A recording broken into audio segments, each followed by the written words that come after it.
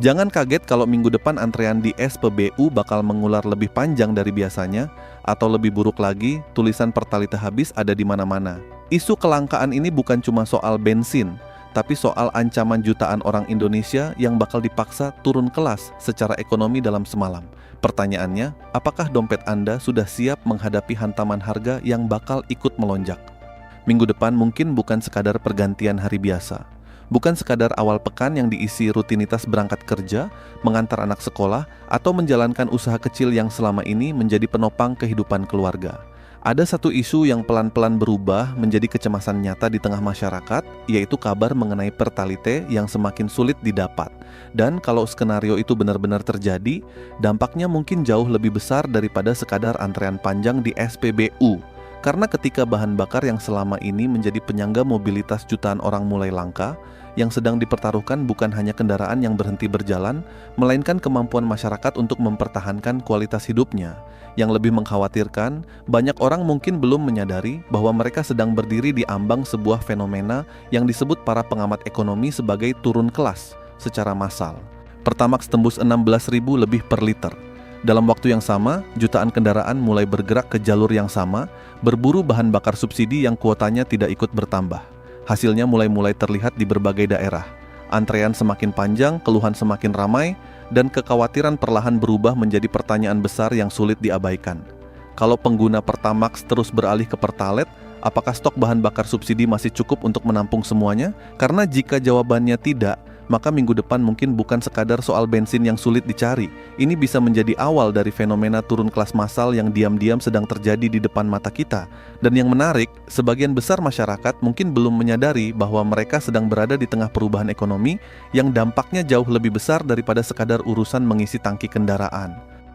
Disinilah cerita yang sebenarnya dimulai. Selama ini banyak orang menganggap persoalan bahan bakar hanya sebatas urusan kendaraan.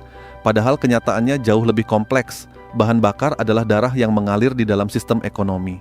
Ketika distribusinya terganggu atau harganya berubah secara signifikan, hampir semua sektor ikut merasakan dampaknya.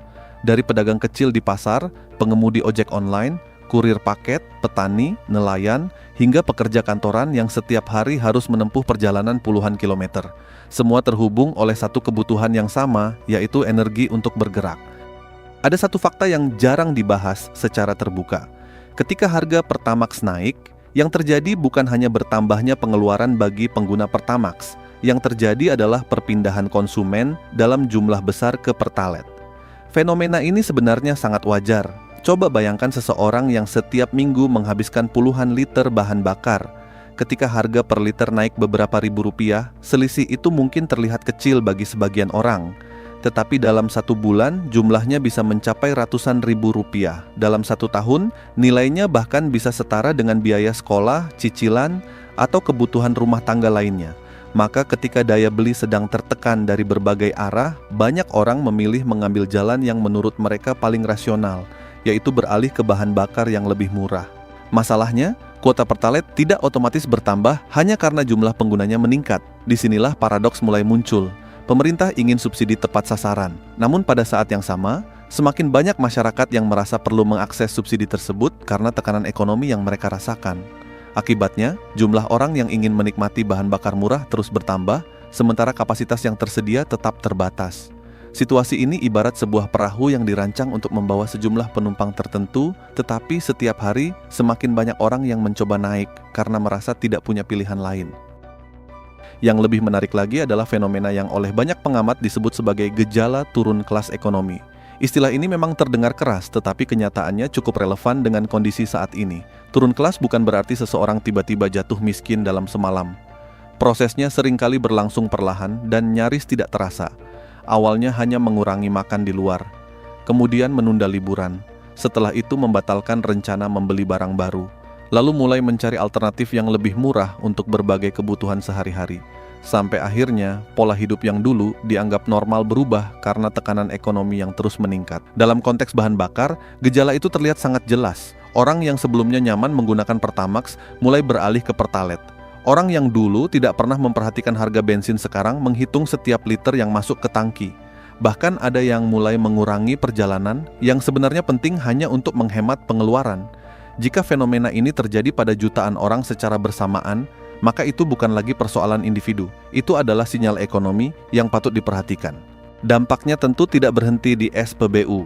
Ketika akses terhadap bahan bakar murah semakin sulit, biaya operasional banyak sektor ikut meningkat. Pengemudi ojek online mungkin harus mengeluarkan biaya lebih besar. Kurir harus menghitung ulang biaya pengiriman. Pedagang perlu menyesuaikan harga barang. Distributor harus memperhitungkan kenaikan biaya logistik. Dan seperti yang sering terjadi dalam sistem ekonomi, biaya tambahan tersebut pada akhirnya akan diteruskan kepada konsumen. Dengan kata lain, masyarakat kembali menjadi pihak yang harus menanggung beban paling besar.